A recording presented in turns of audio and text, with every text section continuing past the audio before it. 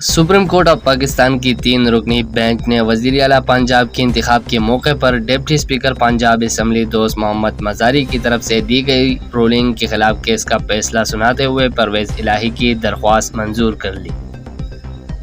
3 रुकनी bench ने 11 सफ़हात पर मुश्तमिल केस का फैसला सुनाते हुए कहा कि डिप्टी स्पीकर की रूलिंग दुरुस्त नहीं है। इन्होंने सुप्रीम कोर्ट के फैसले को गलत समझा। इनकी रूलिंग कल अदम करार दी जाती है।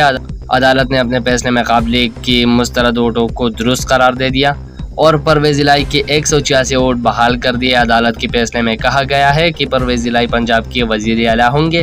गवर्नर पंजाब बलीगुर रहमान रात 11:30 बजे परवेज़ इलाही से वज़ीर आला का हलफ ले।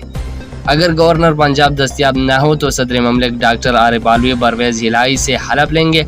सुप्रीम कोर्ट ने चीफ सेक्रेटरी को हुक्म दिया है कि वो पूरी तौर पर परवेज़ इलाही के वज़ीर आला बनने का नोटिफिकेशन जारी करे।